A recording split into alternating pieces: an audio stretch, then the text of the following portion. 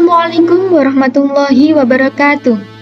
Di sini saya akan menggunakan PPT interaktif untuk pembelajaran sejarah kebudayaan Islam mengenai Khulafaur Rasyidin, mata pelajaran dari kelas 6 MI. Nah, apa sih Khulafaur Rasyidin itu?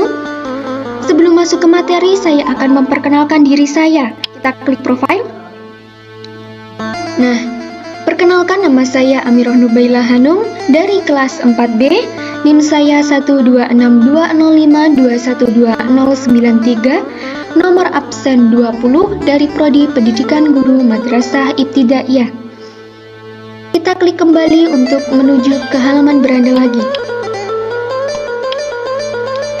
Nah, sebelum kita masuk ke halaman-halaman selanjutnya, saya akan menunjukkan cara penggunaan PPT interaktif ini. Kita klik lihat petunjuk. Nah, di sini yang pertama ada beranda. Klik beranda untuk menuju ke halaman utama. Kemudian yang kedua ada tujuan untuk melihat tujuan pembelajaran. Yang ketiga ada materi untuk melihat materi. Yang keempat ada contoh soal untuk melihat contoh soal. Yang kelima ada evaluasi untuk melihat evaluasi. Yang keenam ada kuis untuk mengerjakan kuis. Dan yang terakhir ada rangkuman untuk melihat rangkuman. Nah, langsung saja kita masuk ke tujuan. Adapun tujuan pembelajaran kali ini yang pertama yaitu melalui pembelajaran ini peserta didik mampu menunjukkan sikap menghargai prestasi Khulafaur Rasyidin dengan baik dan benar. Yang kedua, melalui proses pembelajaran ini siswa mampu membiasakan sikap spiritual yang dicontohkan oleh Khulafaur Rasyidin. Yang ketiga, melalui proses pembelajaran ini siswa mampu menggali hikmah atau nilai-nilai dari perilaku mulia Khulafaur Rasyidin. Dan yang keempat, yang terakhir, melalui proses pembelajaran ini, siswa dapat memahami tentang siapa dan apa Khulafaur Rasyidin. Selanjutnya kita klik materi untuk menuju ke halaman materi. Nah, adapun Khulafaur Rasyidin ini terdiri dari 4 khalifah, yaitu yang pertama Abu Bakar Asy-Syiddiq, yang kedua Umar bin Khattab, yang ketiga Utsman bin Affan, dan yang keempat Ali bin Abi Thalib. Kita klik materi mengenai Khulafaur Rasyidin. Nah, Khulafaur Rasyidin berasal dari kata khulafa dan ar-rasyidin. Khulafa artinya pengganti, sedangkan ar-rasyidin artinya mendapat petunjuk. Jadi jika digabungkan, Khulafaur Rasyidin ini artinya pengganti yang mendapat petunjuk. Khulafaur Rasyidin adalah pemimpin yang bersedia untuk menggantikan tugas-tugas Rasulullah SAW sebagai kepala negara, pemimpin pemerintahan, dan pemimpin umat Islam. Namun tidak semua tugas Rasulullah SAW dapat digantikan oleh Khulafaur Rasyidin, terutama tugas sebagai nabi dan rasul. Nah, adapun tugas-tugas Khulafaur Rasyidin yaitu yang pertama, melanjutkan dakwah dan ajaran Rasulullah. Yang kedua, membina, mengatur, dan mengarahkan umat Islam sesuai dengan Al-Quran dan Sunnah. Yang ketiga, melanjutkan pemerintahan yang telah dibangun Rasulullah. Yang keempat, memerangi kaum murtad yang merusak ajaran agama. Adapun kelompok lain itu yaitu yang pertama, orang-orang murtad, orang yang enggan membayar zakat, dan para nabi palsu. Yang kelima, memperluas wilayah kekuasaan Islam, mengembangkan ajaran Islam kepada yang belum mengenalnya. Selanjutnya kita klik kembali untuk menuju ke halaman materi. Nah, kita akan membahas mengenai Khalifah Abu Bakar Asy-Syiddiq. Khalifah Abu Bakar Asy-Syiddiq ini merupakan khalifah pertama. Nama lengkap beliau adalah Abdullah bin Utsman bin Amir bin Amru bin Ka'ab bin Sa'ad bin Taim bin Murrah bin Ka'ab bin Lu'ay bin Walid bin Quraisy. Lahir di Makkah pada tahun 573 Masehi atau lebih kurang 2 tahun 6 bulan setelah tahun gajah. Dari situ bisa diketahui bahwa Abu Bakar lebih muda 2,5 tahun dari Nabi Muhammad. Abu Bakar memimpin pada periode 632 sampai 634 Masehi. Saat terpilih, Abu Bakar menggunakan istilah Khalifah Ar-Rasul yang artinya adalah pemimpin pengganti Rasulullah. Salah satu jasa paling besar ketika Abu Bakar menjadi khalifah adalah mengumpulkan Al-Quran menjadi satu mushaf, satu kesatuan. Selain itu, beliau juga menjaga kehormatan Islam dengan memerangi orang-orang murtad dan orang yang enggan membayar zakat. Abu Bakar Asy-Siddiq wafat karena sakit yang beliau derita pada usia 61 tahun. Beliau dikuburkan di samping makam Rasulullah SAW. Nah, adapun sifat dan sikap yang dimiliki Khalifah Abu Bakar yaitu yang pertama, akhlak beliau yang mulia, rela mengorbankan harta, benda, dan kekayaan. Yang kedua, penyantun. Yang ketiga, tidak pernah berbuat keji. Yang keempat, bijaksana menyelesaikan masalah umat. Yang kelima, tenang dalam menghadapi kesukaran. Dan yang keenam, rendah hati ketika berkuasa dan tutur bahasanya yang lembut. Nah, selanjutnya kita klik kembali lagi untuk menuju ke halaman materi. Kemudian kita akan membahas mengenai Khalifah Umar bin Khattab. Nah, Umar bin Khattab lahir sekitar tahun 584 dan wafat sekitar tahun 644 Masehi. Beliau adalah khalifah kedua kekhalifahan Rasyidin yang berkuasa pada tahun 634 Masehi sampai 644 Masehi. Dalam Islam Sunni, Umar digolongkan sebagai salah satu Khulafaur Rasyidin dan Umar ini merupakan salah satu sahabat Nabi yang merupakan ayah dari Hafsah, istri Nabi Muhammad. Umar memiliki julukan yang diberikan oleh Nabi Muhammad yaitu Al-Faruq, yang berarti orang yang bisa memisahkan antara kebenaran dan kebatilan. Umar bin Khattab adalah sahabat Nabi yang mengusulkan agar lembaran-lembaran wahyu Allah Subhanahu wa Ta'ala dikumpulkan menjadi satu kitab. Jasa Umar inilah yang membuat Muslim masa kini masih bisa membaca dan mempelajari Al-Quran yang sama dengan masa Rasulullah SAW. Adapun sifat dan sikap yang dimiliki Khalifah Umar bin Khattab yaitu yang pertama, loyalitas tinggi kepada Allah dan Nabi Muhammad. Yang kedua, pemberani dalam segala situasi. Yang ketiga, selalu bersikap adil. Yang keempat, hidup dalam kesederhanaan.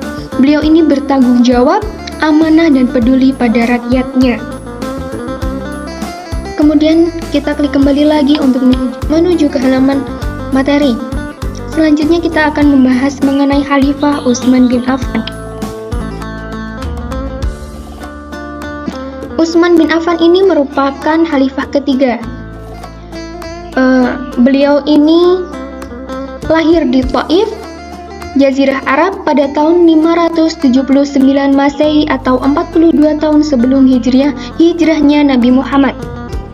Nama lengkap Utsman bin Affan adalah Utsman bin Affan bin Abi al-Ash bin Umayyah bin Abdus Syams bin Abdul Manaf bin Husyai bin Kilab. Khalifah Utsman bin Affan wafat pada tahun 656 setelah pemberontakan yang bernama Al-Ghafiqi yang berhasil masuk lewat atap dan menemukan kamarnya. Beliau berkuasa pada tahun 644 sampai 656 dan merupakan Khulafaur Rasyidin dengan masa kekuasaan terlama. Selama pemerintahannya ada banyak sekali jasa yang dilakukan oleh Utsman bin Affan bagi pemerintahan, antara lain yaitu yang pertama melakukan perluasan Masjidil Haram dan Masjid Nabawi, yang kedua mencetuskan ide polisi keamanan bagi rakyatnya, yang ketiga membangun pertanian, yang keempat mendakwahkan Suriah, Afrika Utara, Persia, Khurasan, Palestina, Siprus, dan Rhodes. Yang kelima menghimpun Al-Quran dalam satu mushaf yang merupakan jasa terbesarnya. Adapun sifat dan sikap yang dimiliki Khalifah Utsman bin Affan yaitu yang pertama, sifat lemah lembut. Kedua, suka menolong. Yang ketiga, pemberani. Yang keempat, tidak pernah hitung-hitungan. Dan yang kelima, sabar dan tawakal. Kita klik kembali untuk menuju ke halaman materi. Selanjutnya kita akan membahas mengenai Khalifah Ali bin Abi Thalib. Ali bin Abi Thalib ini merupakan khalifah keempat. Nama lengkap beliau yaitu Ali bin Abu Thalib bin Abdul Muttalib bin Hashim bin Abdul Manaf. Ibunya bernama Fatimah binti Asad bin Hashim bin Abdul Manaf. Beliau dilahirkan di Mekah pada hari Jumat 13 Rajab tahun 570 Masehi atau 32 tahun setelah kelahiran Nabi Muhammad. Beliau tinggal bersama Nabi Muhammad sejak kecil. Beliau meninggal pada malam Ahad hari ke-11 terakhir bulan Ramadan 40 Hijriah. Ali bin Abi Thalib memerintah selama 6 tahun, yaitu dari 35 hingga 40 Hijriah atau 655 sampai 660 Masehi. Jasa-jasa Ali bin Abi Thalib sewaktu menjadi khalifah yaitu yang pertama, mengganti pejabat yang kurang cakap. Yang kedua, membenahi keuangan negara atau baitul mal. Yang ketiga, memajukan bidang ilmu bahasa dan bidang pembangunan. Yang keempat, memadamkan pemberontakan di kalangan umat Islam. Adapun sifat dan sikap yang dimiliki Khalifah Ali bin Abi Thalib yaitu yang pertama, jujur dan amanah. Dibuktikan ketika Nabi Muhammad SAW meminta Ali bin Abi Thalib untuk mengembalikan barang-barang titipan kaum Quraisy. Yang kedua, berani dan gigih. Yang ketiga, hidup sederhana. Dan yang keempat, adil. Kemudian kita klik kembali untuk menuju ke halaman materi lagi. Nah, kita langsung saja masuk ke contoh soal. Contoh pengerjaan kuis. Nah, di sini sudah ada soal yaitu berapa tahun kelahiran Khalifah Abu Bakar Asy-Syiddiq? Yang A 584 Masehi, B 570 Masehi, C 573 Masehi, D 579 Masehi. Coba kita jawab yang A. Ternyata salah, akan muncul animasi seperti itu ya. Coba kita jawab yang B. Masih salah juga. Coba kita jawab yang D. Masih salah juga ternyata. Dan coba kita jawab yang C. Ternyata benar, akan muncul animasi seperti itu jika jawaban benar. Nah, selanjutnya kita masuk ke evaluasi. Nah, evaluasi ini yaitu yang pertama, buatlah sebuah kelompok sejumlah 4 anggota.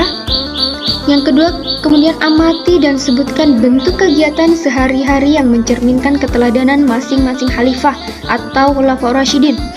Yang ketiga, tuliskan hasil pengamatanmu dan berikan keterangan objek yang telah kalian amati. Kita langsung masuk ke kuis. Halaman kuis. Nah, seperti contoh soal tadi, pengerjaannya juga sama. Pertanyaannya, apakah pengertian dari Khulafaur Rasyidin? Apakah A. pengganti yang mendapat petunjuk, B. manusia yang berbudi, C. pengganti yang baik, D. pengganti yang mendapat hidayah? Coba kalian kerjakan dan selamat mengerjakan.